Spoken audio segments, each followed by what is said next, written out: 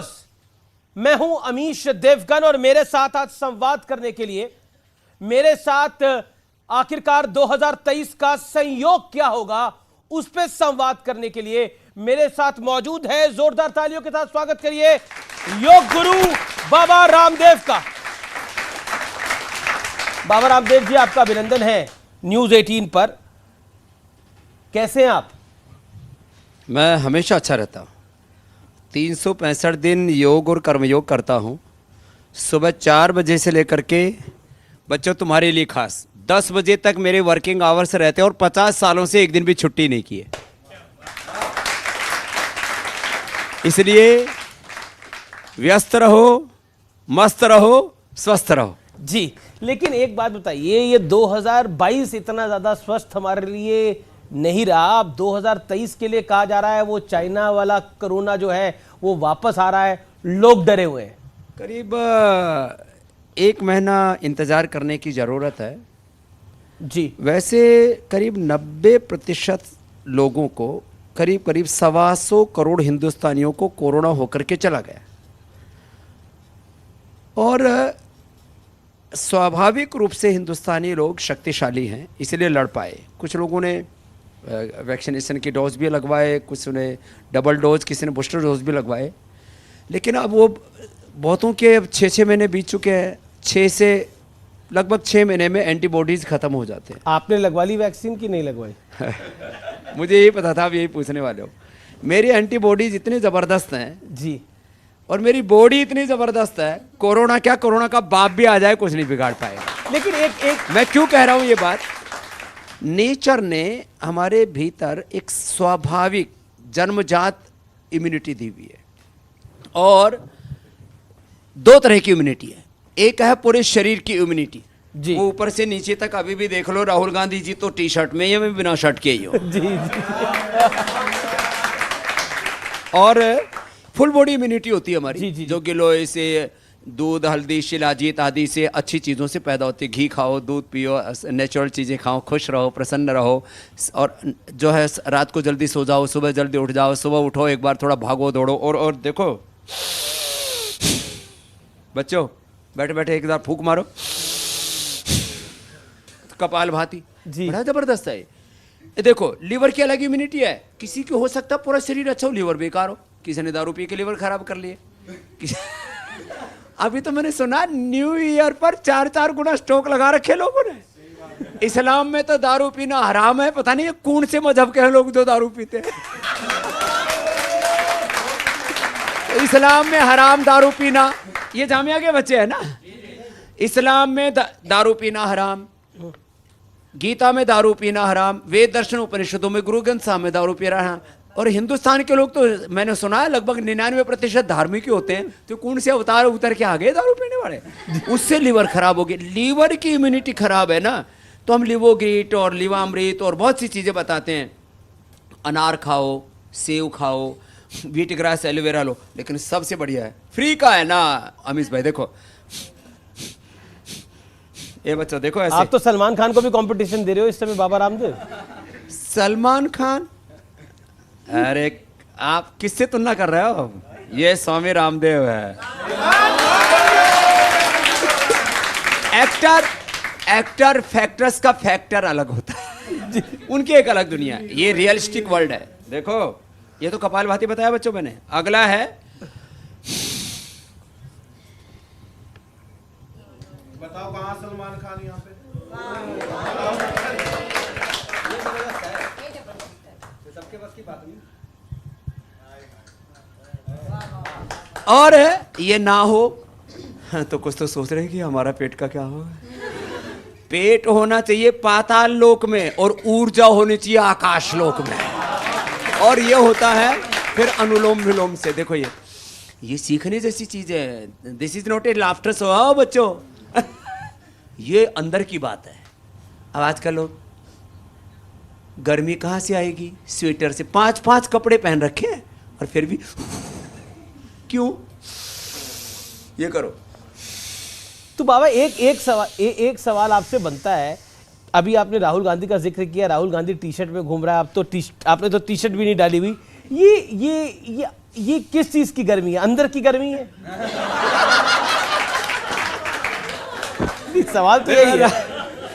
राहुल गांधी जी में अब सत्ता की गर्मी तो है नहीं, विपक्ष की गर्मी हो सकती है। जी जी। दूसरा जो है, हो सकता है जो लोग शादी ना कराते उनमें गर्मी आ जाती है। एक बार सुबह उठ करके, ए बच्चों तुम में से कौन थोड़ा सा सुबह एक्सरसाइज करता है? इधर स्टार्ट, पूरा ऐसे 100 बार करना बेटा, ठीक है? ठीक है बाबा, घर भी जाना है इनको अपने। करते करते देख, इधर देख, फिर ऐसे करना। क्या नाम है? हम्माद। लगा? ये नहीं हो पाएगा। तो चल ऐसे ही झुक जा, ऐसे ही झुक करके ऐसे ऊपर नीचे हो, ऐसे सो। ए बिटिया इधर आ, ऐसे खड़ी खड़ी मार दे, खड़ी। ये तो हाँ, ये ऐसे, इसको तो फास्ट किया, ऐसे ऐसे ऐसे, ठीक है? फिर तो उधर ऐसे करके दिखाओ, ये देखो ऐसे।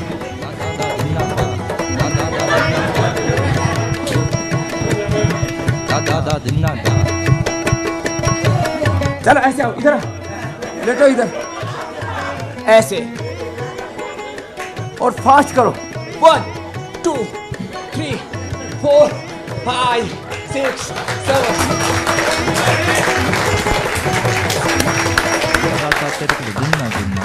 ए पीछे से पड़ा हुआ, ये खड़ा खड़ा, ऐसे ऐसे ऐसे। कोई है बाबा के साथ कंपटीशन करने वाला? कोई घबरा के भी हाथ नहीं खड़ा कर पा रहा। अच्छा, आप करना चाहते हैं? आप करना चाहते हैं? आइए आइए आइए।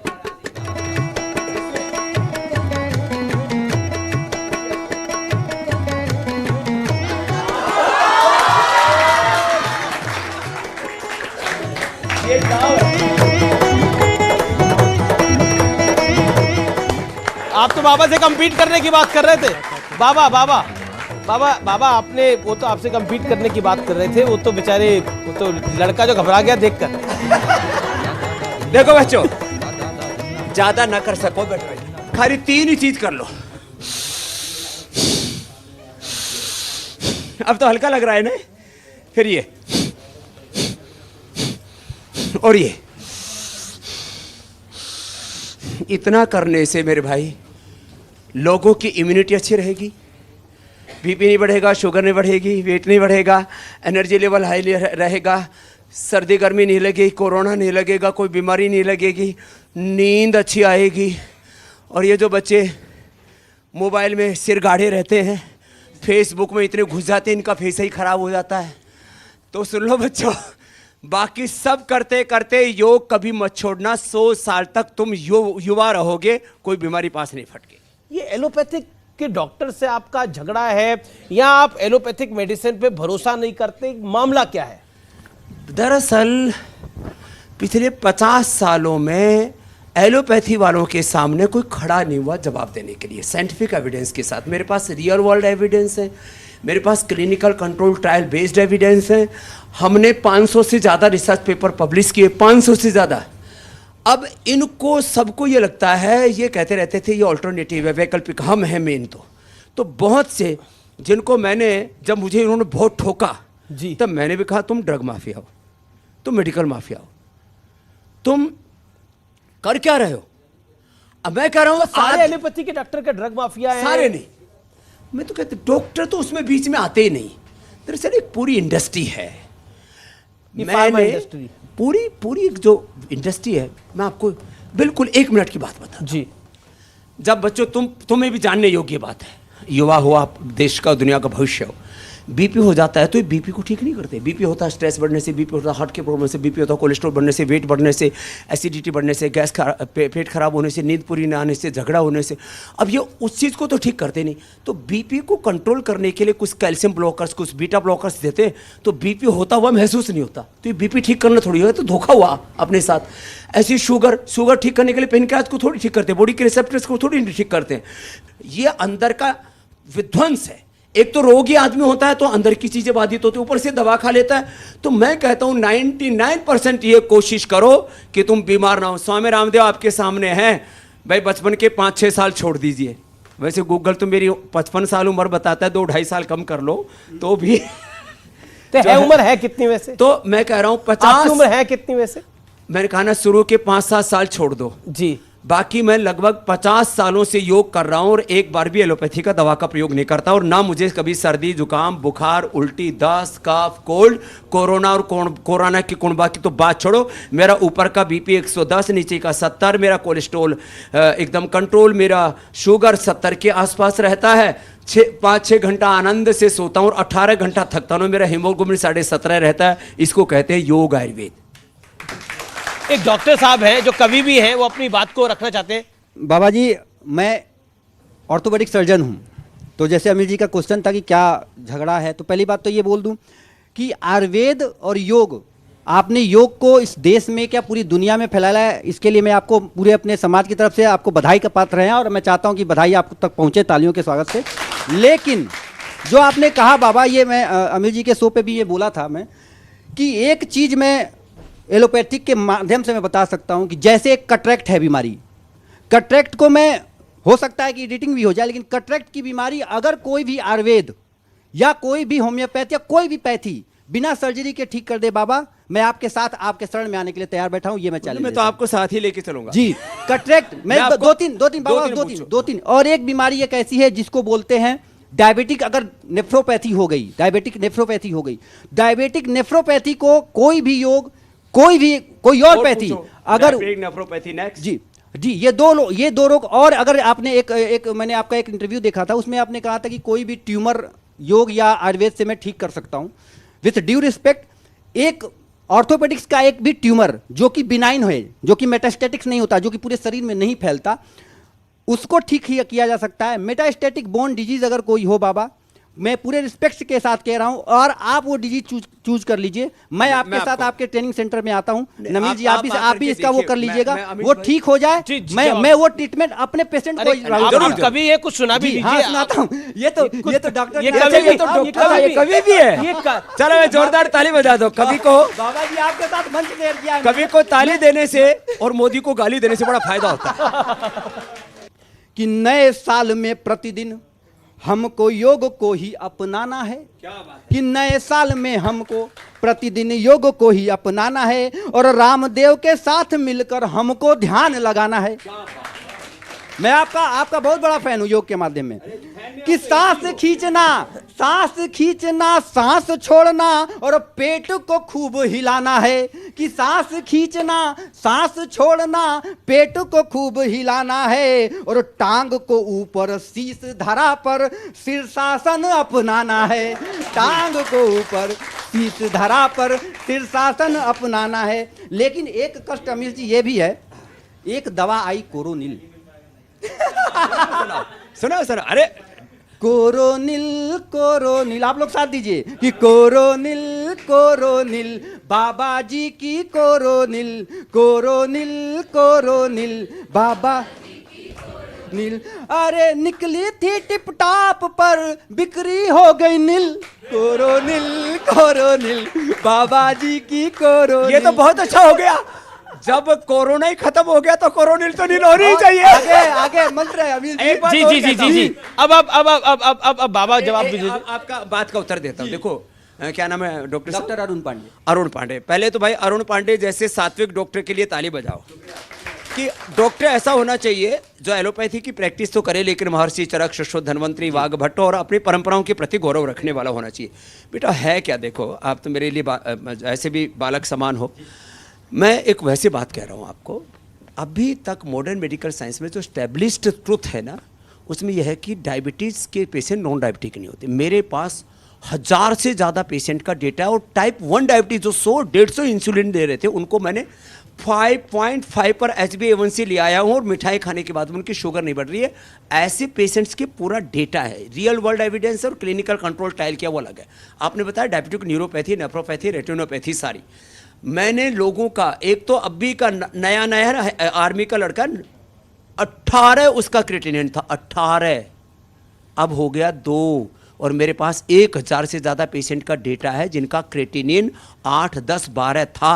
ये 1-2 की नहीं बात कर रहा हूँ अरुण जी, ये बहुत बड़ी बात कह रहा हूँ। नेक्स्ट, अगली बात, जो R factor, CRP, ANA, AVN, HLB27, SLEMS, autoimmune disease, ankylosing spondylitis, वो मैंने ठीक किया और पूरे एविडेंसेस है इस बात के। होता क्या है, एलोपैथी में एक हद आ जाती है, हर चीज़ की एक हद है, योग की भी एक हद है।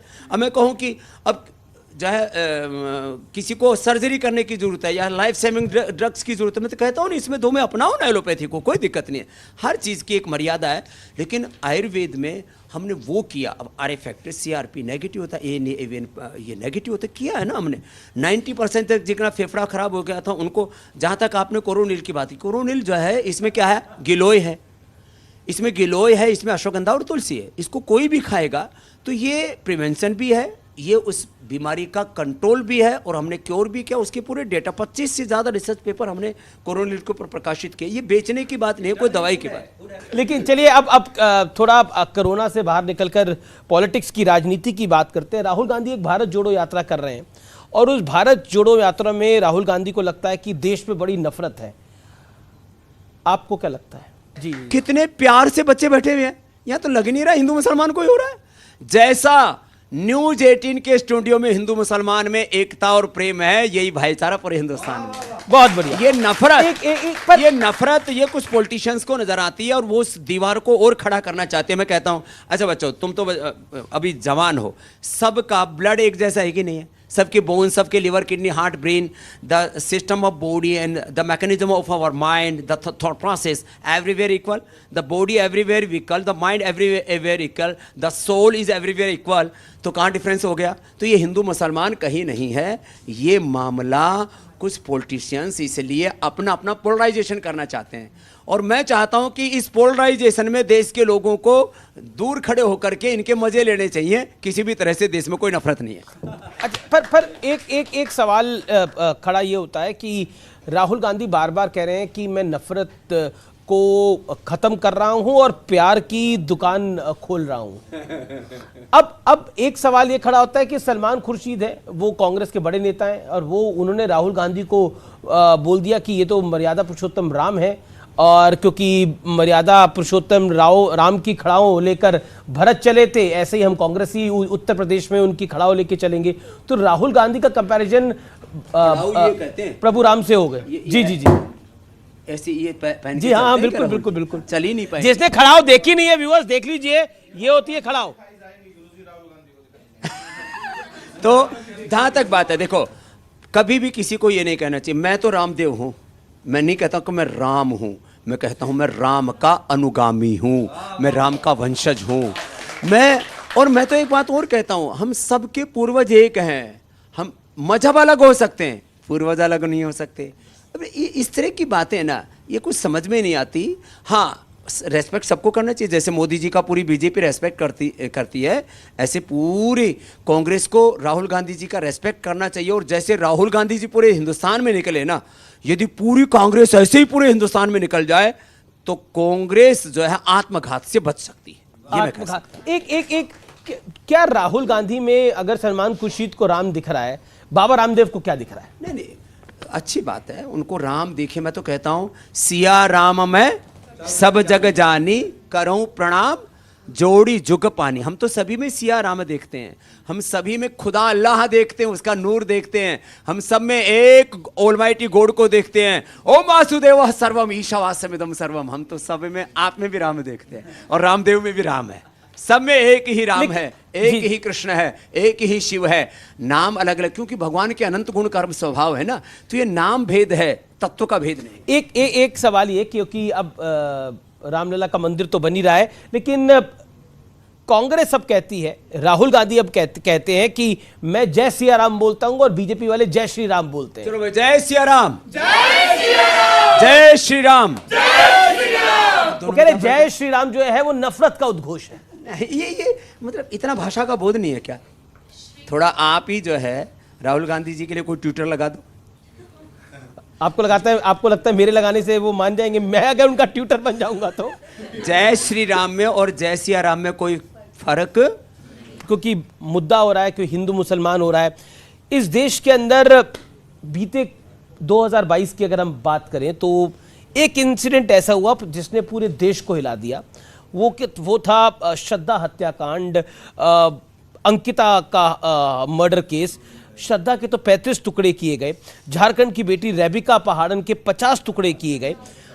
आखिर ऐसी घटनाएं बंद क्यों नहीं होती और इतना ज्यादा द्वेष, इतना ज्यादा अमानवीयता, क्रूरता इसलिए आई कि मनुष्य जो है, बच्चों आप अभी यूनिवर्सिटी में पढ़ रहे हो, ईगो, इग्नोरेंस, ग्रीड, लस्ट, वासना, अय्याशी, भोग विलास, जिस्म को से प्रेम करते हैं लोग ज़्यादातर जवानी में। जिस्म से प्रेम नहीं होता। एक माँ अपने बेटी से प्रेम करती है, वो बीमार हो जाता है, लंगड़ा लूला हो जाता है, ऑटिज्म हो जाता है, उसको कोई भी मस्कुलर डिस्ट्रोफी हो जाता है, उसको प्यार करती है वो। जिस्म से प्रेम नहीं, पहले तो आत्मा से प्रेम करना सीखो। और ये जितनी जो मैं मर जाऊँ, मैं मिट जाऊँ, अभी मिट, अभी मर,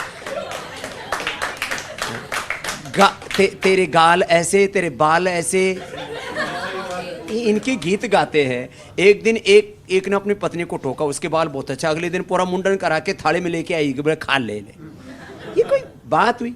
लोग ना प्यार, जो सच्चा प्यार है उसको भूल गए। दूसरी बात, लेकिन दूसरी तरफ से कहा जाता है ये लव जिहाद, ये नफरत है, ये जो घृणा है। अब देखो इसमें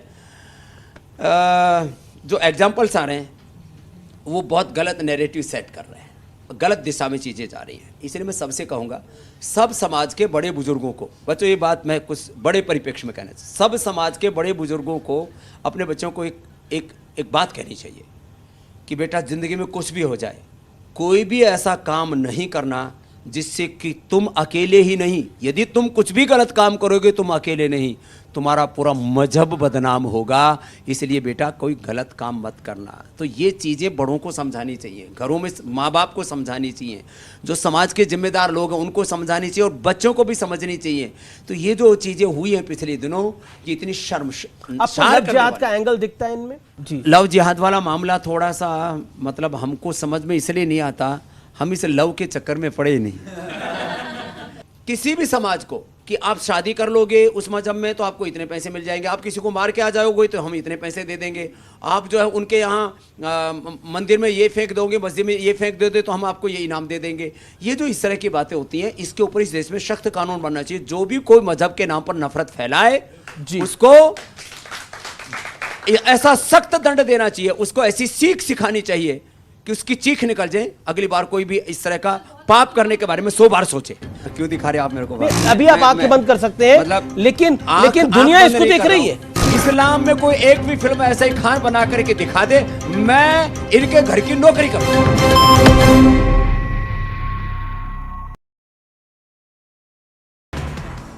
उच्च शिक्षा विभाग में स्टाफ की कमी पर बोले उच्च शिक्षा मंत्री मोहन यादव, कहा पीएससी के जरिए करेंगे 2200 पदों पर भर्ती। उच्च शिक्षा मंत्री मोहन यादव ने उमा भारती के सुर में मिलाए सुर, शराबबंदी आज नहीं तो कल करनी होगी, विपक्ष पॉलिटिकल स्टंटबाजी ना करे, काम भी करे। उमा भारती ने बीजेपी को वोट देना जरूरी नहीं पर दी सफाई, कहा भाषण का एक ही अंश दिखाया गया, इसका विरोध करने की जरूरत नहीं है। एमपी में संविदा स्वास्थ्य कर्मचारियों की हड़ताल जारी, बीते 14 दिन से हड़ताल पर हैं स्वास्थ्य कर्मचारी, नियमितीकरण सहित बहाली की मांग को लेकर चल रही हड़ताल। मुश्किल में साध्वी प्रज्ञा सिंह ठाकुर, कर्नाटक के शिवमोगा पुलिस ने दर्ज की एफआईआर, कथित भड़काऊ भाषण देने के आरोप में एफआईआर दर्ज। भोपाल में ट्यूशन टीचर की बेरहमी, 5 साल की मासूम की पिटाई कर तोड़ा हाथ, परिजनों ने थाने में दर्ज करवाया मामला। ग्वालियर में पड़ाव पुल के नीचे युवक का मिला शव, युवक की हत्या के बाद शव को जलाने की गई कोशिश, मृतक की नहीं हो पाई शिनाख्त। भोपाल के शाहजहानाबाद थाना इलाके में बदमाशों ने मचाया उत्पात, सड़कों पर खड़े लगभग आधा दर्जन वाहनों के फोड़े कांच, सीसीटीवी की मदद से तलाश में जुटी पुलिस। देवास के 3 नगर परिषदों में पीएम आवास योजना में फर्जीवाड़ा, लोकायुक्त उज्जैन में 45 से ज्यादा पर केस दर्ज, तत्कालीन अध्यक्ष सीएमओ सहित 45 से ज्यादा पर केस दर्ज। देवास में पीएम आवास योजना में भ्रष्टाचार, पूर्व मंत्री दीपक जोशी ने पीएम को पत्र लिखने की कही बात। दीपक जोशी ने जताई कार्रवाई की उम्मीद। सिगरौली में बाबू 12,000 की रिश्वत लेते गिरफ्तार। 4 पहिया वाहन का बिल पास करने शिकायतकर्ता से मांगी गई थी रिश्वत। पुलिस ने मैनेजर को किया गिरफ्तार। देवास में पीएम आवास योजना में भ्रष्टाचार का मामला है सामने। पूर्व मंत्री ने पीएम को पत्र लिखने की कही बात। दीपक जोशी ने जताई कार्रवाई की उम्मीद। ग्वालियर में व्यापारी ने लुटेरे को सिखाया सबक, जमकर लुटेरे की पिटाई की। किराना दुकान में घुसकर व्यापारी से की गई थी लूट की कोशिश। रीवा में कर्मचारियों के साथ अभद्रता करने का वीडियो वायरल। जिले के गुड़ नगर परिषद के अध्यक्ष और बीजेपी नेत्री अर्चना सिंह पर लगा है आरोप। घटना का वीडियो है सामने। भिंड के बराठे रेत खदान पर माइनिंग टीम का छापा। नदी पर खड़ी एलएनटी मशीन को पकड़ा। अमायन थाना पुलिस और खनिज विभाग की कार्रवाई। हरदा में धारदार हथियार से युवक की हत्या। प्रेम प्रसंग के चलते हत्या की आशंका। दूधकच्छ गांव की घटना। नगर निगम का टैक्स नहीं चुकाने वाली प्रॉपर्टी की होगी नीलामी। 900 प्रॉपर्टी की तैयार की लिस्ट। 20,000 से ज्यादा बकाया लोगों को भी नोटिस जारी। प्रदेश के लोगों को लगा बिजली बिल का झटका। बिजली के बिलों में 49 पैसे की हुई बढ़ोतरी। उपभोक्ताओं पर पड़ेगा असर। रायपुर में बिजली बिल बढ़ोतरी पर सियासत तेज। वीसीए चार्ज पर बीजेपी प्रदेश अध्यक्ष का बयान। वीसीए चार्ज जनता के लिए अन्याय। बीजेपी बिजली की दर बढ़ाने को लेकर विपक्ष का हमला। बीजेपी प्रवक्ता केदार गुप्ता का सरकार पर निशाना। कुछ दिनों पहले सुरक्षा निधि के नाम पर लूटा। रायपुर में आरक्षण बिल पर जारी है महाभारत। सीएम ने राज्यपाल पर हमला बोलते हुए कहा, राज्यपाल जिद कर रहे हैं, बिल लौटाएं या राष्ट्रपति को भेजें। नए साल के जश्न से पहले स्वास्थ्य विभाग की अपील। विदेशों में बढ़ रहे हैं कोरोना के केस, हमें सावधान और सतर्क रहने की जरूरत। नए साल को लेकर जिला प्रशासन और पुलिस की बड़ी बैठक। जश्न के दौरान कोरोना गाइडलाइन के पालन का जारी होगा निर्देश। नए साल पर सुरक्षा को लेकर जारी होंगे सख्त नियम। रायपुर में नए साल की तैयारियों को लेकर जिला और पुलिस प्रशासन की बैठक। नए साल की तैयारियों की हुई समीक्षा। रात 12 बजे के बाद शोर शराबे पर होगी कार्रवाई। बिलासपुर में महिलाओं की दबंगाई का वीडियो आया सामने। सरकारी जमीन पर रहने वाले लोगों को महिलाओं ने हटाया। हाथों में औजार लेकर पहुंची महिलाएं। नफरत के ऊपर अगर कोई कुछ कहना चाहता है तो आप, ये कवि है, ये कुछ कहना चाह रही है। मैं कवित्री मुस्कान शर्मा गाजियाबाद से ही हूँ। और अभी जैसे बात चल रही है तो मैंने 4 पंक्तियां कही हैं कि नए साल में हमारे को रेजोल्यूशन क्या लेना है, वो मैं आपको बताती हूँ। 4 पंक्तियों में अपनी कहीं एक प्रार्थना मैं आप तक पहुँचाती हूँ, पूरे देश तक पहुँचाती हूँ कि हमें क्या करना है। देखिएगा, जैसे कोई ना बेटी को सो उसकी ढाल बन जाना। जैसे कोई ना बेटी को सो उसकी ढाल बन जाना। खरोंचे जिस्म को दुश्मन तो उसका काल बन जाना। आगे कहती हूँ कि दुआ ईश्वर से इतनी है यहाँ मुस्कान बस मेरी। दुआ ईश्वर से इतनी है यहाँ मुस्कान बस मेरी। हवस के भेड़ियों का आखिरी तुम साल बन जाना। हवस के भेड़ियों का आखिरी तुम साल बन जाना। बस ईश्वर से यही प्रार्थना है कि जितने हवसी हैं, जितने भी यहाँ वहशी हैं, उन सबका ये आखिरी साल हो। और आगे से एक देश की युवा पीढ़ी की तरफ से मैं एक सवाल दिल से आपसे पूछा जाता हूँ। तुनिशा शर्मा ने आत्महत्या कर ली। इंस्टाग्राम पे मैं देख रहा था, उसके 1 मिलियन से ज्यादा फॉलोअर थे। 1 मिलियन से ज्यादा फॉलोअर थे और एक व्यक्ति के लिए उसने आत्महत्या कर ली। क्या आपको लगता है कि इस देश की युवा पीढ़ी, क्योंकि बाबा इस पर संवाद करना इसलिए जरूरी है, स्ट्रेस नहीं ले पाती, ब्रेकअप नहीं ले पाती। अगर अफेयर है भी, ब्रेकअप कर भी लिया, 20 साल के आप हो, 21 साल के आप हो, 22 साल के आप हो, आपका जीवन पड़ा है, आपके माँ बाप हैं, आपके भाई हैं, आप अपना जीवन अंत करना चाहते हो, नौकरी चली गई, उससे आप परेशान हो रहे हैं, या फिर आपको जो पाना है वो आप नहीं पा रहे, उसमें देरी हो रही है, लेकिन जीवन पड़ा है। क्या मनुष्य जीवन इतना सस्ता है कि उसको हम खत्म एक आदमी के बदनीयती के कारण से, उस एक आदमी के धोखे कारण से आप उसको खत्म कर देते हैं? ये देखो, पहली बात तो इस तरह प्रताड़ित हो जाती हैं बेटियां, इतनी संवेदनशील होती हैं, वो इतनी गहरी एक अलग तरह की एक ब्रेन फ्रिक्वेंसी में चली जाती हैं, वापस आना उनके लिए थोड़ा मुश्किल हो जाता है। लेकिन कभी हिम्मत नहीं हारना चाहिए। उस बेटी को साहस करके इसको बेनकाब करना चाहिए था, और धैर्य रखना, और जिसने आपके साथ गुनाह किया है, जिसने आपको धोखा दिया है, उसको आप पूरा ईश्वर का तो न्याय है ही।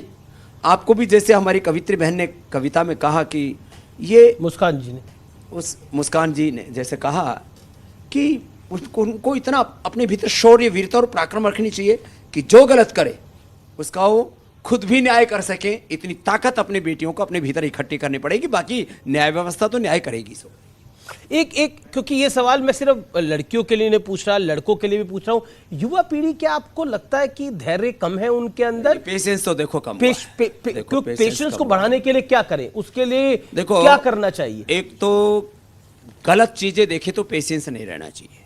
आपको गलत चीजों के प्रति गुस्सा आना चाहिए। गुस्सा जायज है। गुस्सा यदि नाजायज होता तो भगवान हमारे भीतर डालते ही नहीं।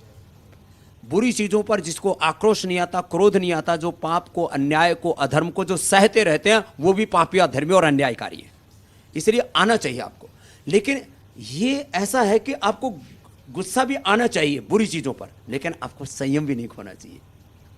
इसलिए हमारे यहाँ शांति, क्रांति, प्रार्थना, पुरुषार्थ, प्रवृत्ति, निवृत्ति, एक साथ वीरता और विनय, धीरता, वीरता दोनों को साथ साथ का। तो ऐसा एक जीवन में एक इस तरह से हमें संतुलन बनाना पड़ेगा।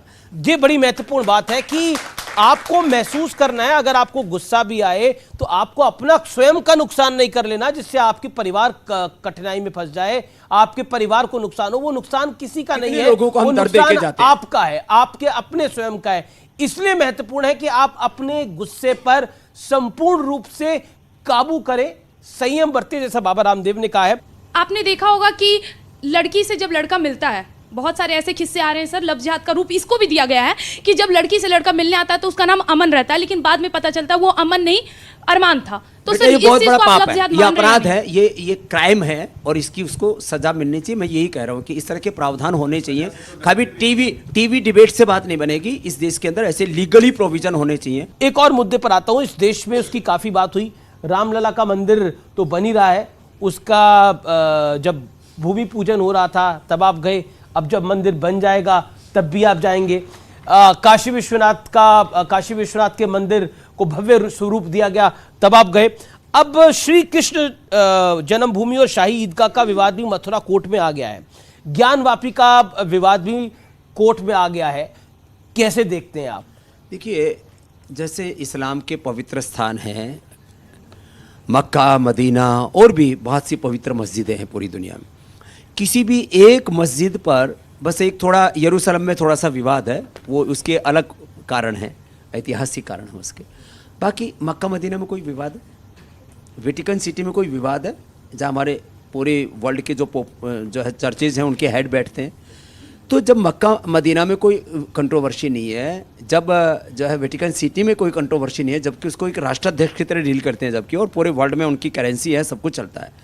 तो राम की जन्मभूमि, कृष्ण की जन्मभूमि और शिव को भूमि काशी विश्वनाथ, इन पर तीनों पर तो मैं चाहता हूँ कम से कम देश में कोई विवाद नहीं होना चाहिए। और इसमें हिंदू और मुसलमान दोनों को साथ आकर के कहना चाहिए कि राम केवल हिंदुओं के नहीं, वो पूरे हिंदुस्तान के हैं।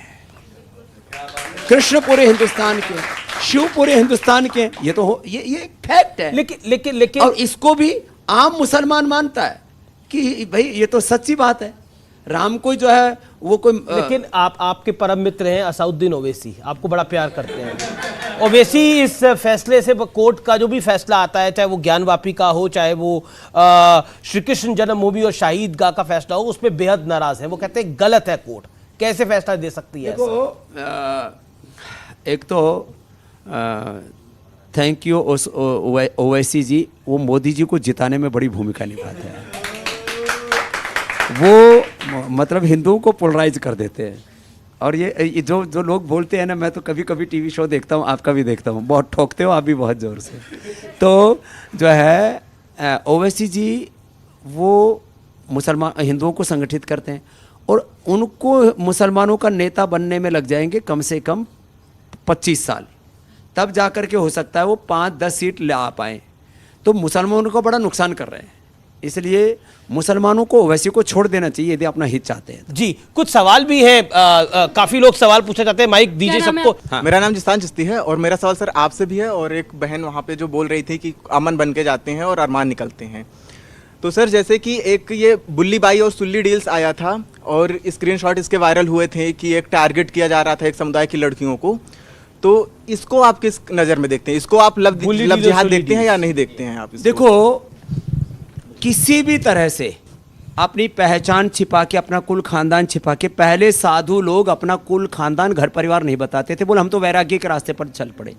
लेकिन आज लीगली आपको अपनी पहचान बतानी होगी। मैं भी अपने यहाँ सन्यासी बनाता हूँ तो सबका कुल परिवार वंश खानदान देखता हूँ, कोई यदि गलत कर देगा तो जिम्मेदार कौन होगा।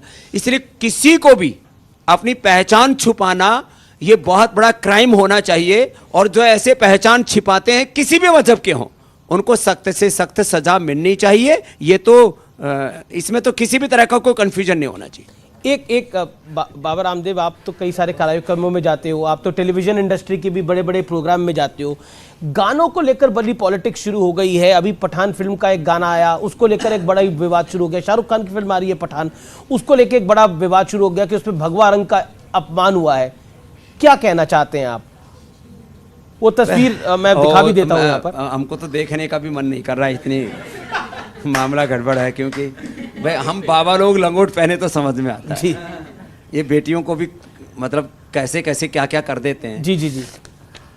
तो ये बड़ा खतरनाक मामला है जी। ये तस्वीर दिख भी रही जी। हाँ, क्यों दिखा रहे आप मेरे को? नहीं, आपको नहीं, मैं तो सबको दिखा रहा हूँ। मतलब ये क्यों, ये आप नहीं, अभी आप आंखें बंद कर सकते हैं, मतलब लेकिन दुनिया इसको देख रही है। लेकिन ये ठीक नहीं है जी। देखो, 3 चीजों को बड़ा बदनाम किया। एक तो भगवा को, दूसरा मैं जन्म से पंडित नहीं हूं, देश के ब्राह्मणों ने भी देश के लिए बहुत अच्छा काम किया है, लेकिन ब्राह्मणों को विलन करके प्रस्तुत किया जाता है। इसी तरह से देश के अंदर व्यापारियों को विलन करके प्रस्तुत किया जाता है कि व्यापारी तो लूटते हैं, ठगते हैं, तो इस देश में आर्थिक समृद्धि कैसे होगी?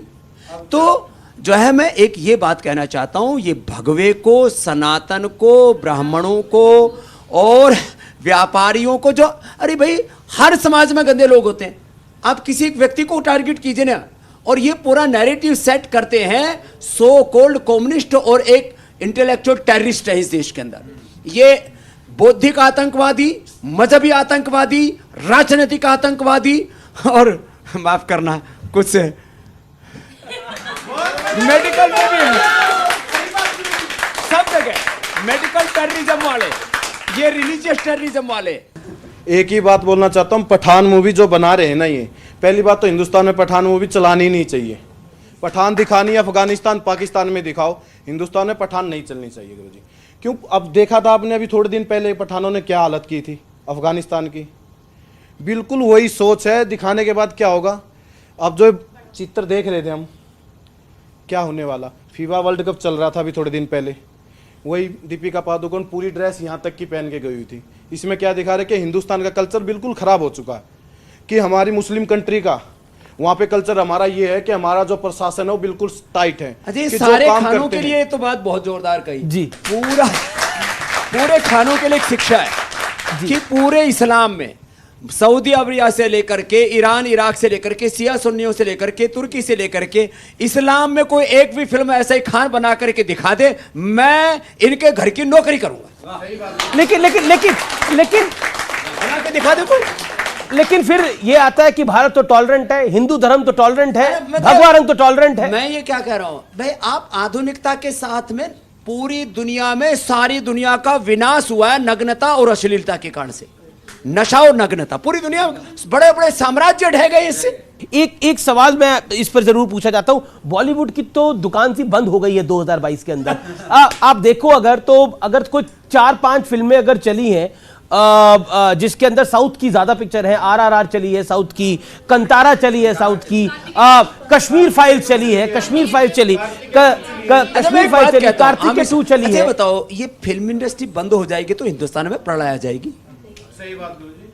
मैं बंद करने की नहीं बात कर रहा हूं, लेकिन मतलब फोकस होना चाहिए एग्रीकल्चर पर, इंडस्ट्री पर, प्रोडक्शन पर। पूरी दुनिया में 50 से 80% चाइना जो है पूरी दुनिया के जो है प्रोडक्शन हब बना हुआ है। यहाँ बात होनी चाहिए प्रोडक्शंस की, यहाँ बात होनी चाहिए रिसर्च की, एग्रीकल्चर की, इंडस्ट्री की, हेल्थ की, एजुकेशन की, कैरेक्टर बिल्डिंग की, नेशन बिल्डिंग की। इसके ऊपर पिक्चरें बननी चाहिए। देश के अंदर स्वाभिमान जागना चाहिए। जो पिक्चरें बनाते हैं, जापान में लोग स्वाभिमान और शौर्य की, छोटा सा जापान और पूरी दुनिया की बड़े बड़े देशों को टक्कर दे रहा है। किसके आधार पर? स्वाभिमान के आधार पर। ये जो फालतू की बकवास चलती है, मैंने पहले ही बोला, ego, ignorance, lost, grid and ये विलासिता, अय्याशी, नग्नता, ये तो नशा, ये तो कहां लेकर के जाएगा हमको। तो आपकी राय में बॉलीवुड की फिल्में चल क्यों नहीं रही है? अगर आपसे कोई सलाह मांगे, क्योंकि आप सिर्फ योग नहीं सिखाते, आप तो और भी बहुत कुछ करते हैं। आप इतनी बड़ी कंपनी चला रहे हैं जो स्टॉक मार्केट में लिस्टेड है। मैं भी मार्केट वैल्यूएशन की भी बात करूंगा, लेकिन उनको आप क्या सलाह देंगे? क्योंकि पैसे तो उसमें भी लोग लगाते हैं ना, सबके पैसे डूब रहे हैं, परेशान है मुंबई वाले। इनके पाप का घड़ा भर गया, इनको थोड़े पुण्य करने चाहिए, कुछ अच्छी पिक्चरें बनानी चाहिए। तो एक वर्जन ये दिया जाता है क्योंकि नफरत फैल गई है देश में, इसलिए फिल्मों पर भी लोग नफरत बरसा रहे हैं। यानी पठान पिक्चर में भी इसलिए नफरत फैला रहे हैं क्योंकि वहां पे शाहरुख खान है। मैं इन बातों से सहमत नहीं हूं। किसी भी तरह से कोई हिंदू एक्टर हो, मुसलमान हो, मुझे इससे कोई लेना देना नहीं। गुटखा का, नशे का प्रचार कर रहे हैं और उसमें हिंदू और मुसलमान सब खड़े हो गए। ये क्या है ये? तो ये क्या है ये? इसलिए कोई भी हीरो हो, हीरोइन हो, एक्टर्स हो, फैक्टर्स हो, करेक्टर जिसका ठीक नहीं है उसको फॉलो मत करो। एक्टर, फैक्टर और करेक्टर। जी ये कुछ सुनाना चाहती है, बोलिए मैडम। बाबा जी को प्रणाम। मैं कवित्री मनीषा सक्सेना, दिल्ली से। नित नियम कर रहा जो यहाँ योग है, दूर जीवन से उसके तो हर रोग है। क्या बात। हर कोई फिट रहे इस नए साल में, मंत्र बस बाबा जी का सुनो योग है।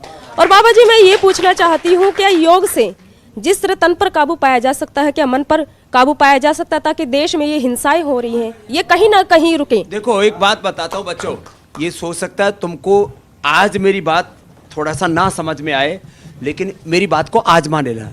योग तो रियलिस्टिक है, ये खाली कोई सपना है, कल्पना नहीं है। ये जो नाभि से नीचे वाला भाग है ना, यहाँ से वासनाएं पैदा होती है। ये मूलाबंध लगाते हैं। देख लो बच्चों, नाभि से नीचे वाले भाग को खींच के रखा। ये बहुत बड़ी विद्या है, ऊर्ध्वरेता होने की विद्या, कुंडलिनी जागरण की। नाभि से नीचे वाले भाग को ऐसे खींच के रखा। ये इतना ना लगा पाए तो कोई बात नहीं। देखो, ये तो पूरा मूल बंध के साथ उड़ियान बंध लग गया।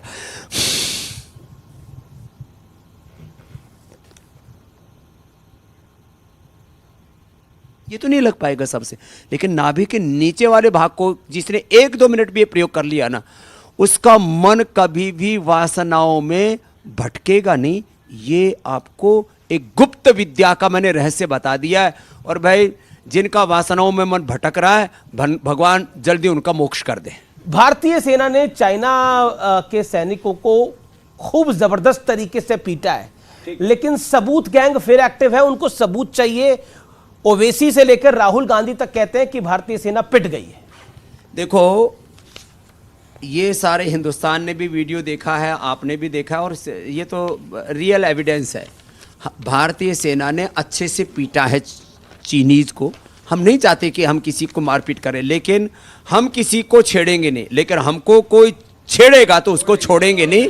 ये गवर्नमेंट की नीति भी है और ऐसी हमारी सेना सक्षम है। सेना के लिए जोरदार तालियां हो जाए। और ये जो फालतू की बकवास जो लोग कर रहे हैं, अब देखो, वो वक्त चला गया है जब जो है चाइना जो है वो तेजपुर तक घुस आया था। वो वक्त चला गया जब उसने हमारा करीब 24,000 वर्ग किलोमीटर का एरिया हमारा कब्जा लिया था। अब बहुत शक्तिशाली हो चुका है भारत। चाइना ये हिमाकत कतई नहीं करेगा, लेकिन क्या है, वो चोर चोरी करना छोड़ दे, हेरा फेरी नहीं छोड़ता। तो ये जो हेरा फेरी करता रहता है चाइना, बीच बीच में छेड़ा-छेड़ी करता रहता है। अब उसके यहाँ कोरोना इतना भयंकर आ रहा था, उसने ध्यान हटाने के लिए छेड़छाड़ की थी, बाकी क्या उसकी औकात है। अच्छा, एक सवाल, क्या चाइना का कोई के परमानेंट इलाज के लिए कोई योग है आपके पास स्वामी जी?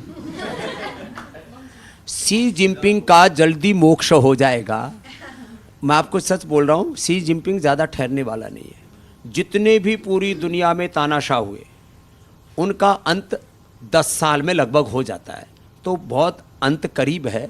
ठीक है, कोई और आ जाएगा, लेकिन अब पूरी दुनिया में ये युद्धों से नहीं, योग से शांति होगी। जोड़ो एक दूसरे को। और ये विस्तारवाद के नाम पर पूरी, कम से कम इसने अपने 25 पड़ोसियों को दुखी कर रखा चाइना ने। तो भारत को वापस मैं कह रहा हूं, अपनी आर्थिक ताकत बढ़ानी पड़ेगी। पैसे से सब काम होते, पैसे से सब कुछ नहीं होता, लेकिन बिना पैसे के कुछ नहीं होता। बड़ी मैं कहता हूं, जी जी, अभी तो हमने एक कंपनी लिस्टिंग की है, अभी और 2-3 लिस्टिंग करेंगे। जलने वाले जल भुन करके जल्दी मोक्ष हो जाए। हम 5 लाख करोड़ का साम्राज्य खड़ा करेंगे, अपने पुरुषार्थ से जो अर्थ खड़ा करेंगे उसको परमार्थ में लगाएंगे, समर्थ भारत बनाएंगे। एक कहानी सोच होनी चाहिए पूरे हिंदुस्तान की, बाबा रामदेव, वेल्थ क्रिएशन की। जी, आपने वेल्थ क्रिएशन की बात करी। हमारे देश के अंदर स्टीव जॉब्स की कहानी लोगों को एक टेड टॉक के अंदर सुननी अच्छी लगती है। ये बात सच्चाई मैं आपको बता रहा हूं।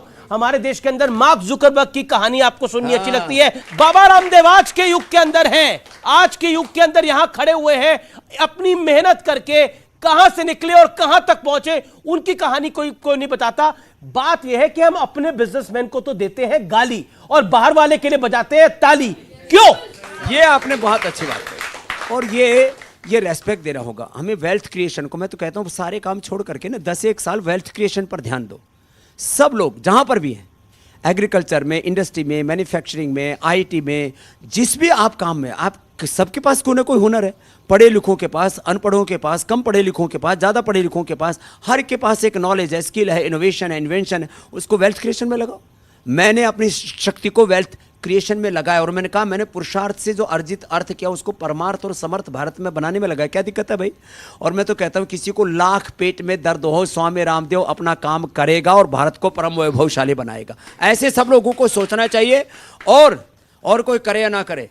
मैं हिंदुस्तान में इस बात को कहना चाहता हूं, इस हिंदुस्तान में टाटा, बिरला, अडानी, अंबानी और पतंजलि की तरह 1-2 नहीं, कम से कम 1000 नहीं, 10,000 नहीं, 1 लाख ब्रांड खड़े होने चाहिए, तब ये हिंदुस्तान बनेगा। एक इंटरेस्टिंग है बात की बाबा रामदेव, आपकी मैं मार्केट कैप को पढ़ रहा था, 42,000 करोड़ के आसपास की मार्केट कैप हो गई है। कहां 2023 में कहां ले जाने का और लक्ष्य है?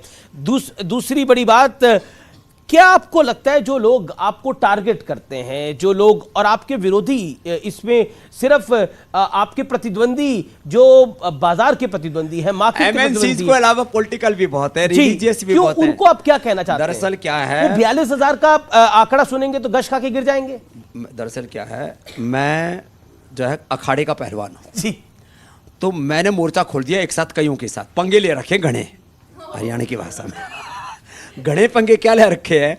मैं जो कॉर्पोरेट लोग गलत काम करते हैं उनको कॉर्पोरेट माफिया बोल देता हूं, जो पॉलिटिक्स में लोग गलत करते हैं उनको जो है मैं पॉलिटिकल माफिया बोल देता हूं, जो मजहब में उल्टा पुल्टा करते हैं उनको मैं रिलीजियस माफिया कह देता हूं, जो मेडिकल में उल्टा पुल्टा करते हैं उनको मेडिकल माफिया कह देता हूं।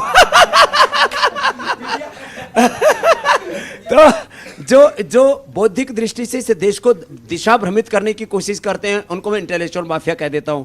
तो मैंने पंगे घने मोल ले लिए, तो इसलिए चारों तरफ से ऐसे भेड़ियों की तरह टूट के पड़ते हैं। लेकिन मैंने कहा मैं भी असली मिट्टी का बना हुआ हूं, 100 साल तक ऐसे ही लड़ूंगा और जीऊंगा और देश जीतेगा, हिंदुस्तान जीतेगा। अभी आपकी पतंजलि फूड्स एक अकेली कंपनी है जो स्टॉक मार्केट में लिस्टेड है, और कितनी कंपनियों को हम लिस्टेड होता हुआ देख सकते हैं? बहुत जल्दी आप पतंजलि आयुर्वेद को देखोगे, पतंजलि वेलनेस को देखोगे, फिर पतंजलि लाइफस्टाइल, पाइपलाइन में बहुत कुछ है। आज सारा दे दिया तो आगे की ब्रेकिंग न्यूज़ थोड़ी बहुत तो बचा के रखने दो जी।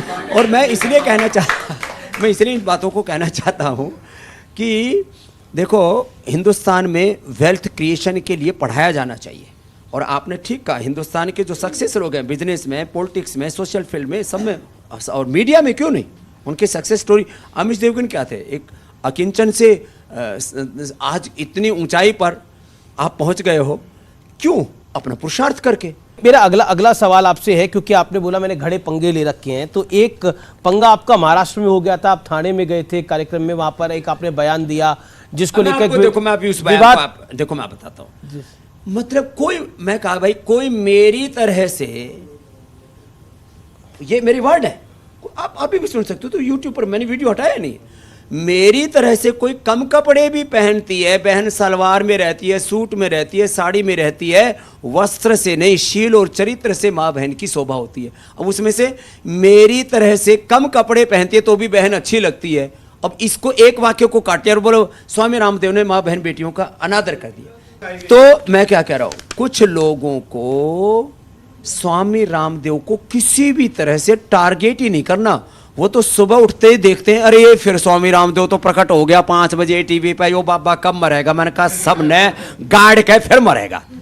मीन्स होता क्या है, लोगों को ईर्ष्या इतनी ज्यादा है जी। और उसमें भी यदि किसी के पास में भगवा हो तो और घनी ईर्ष्या।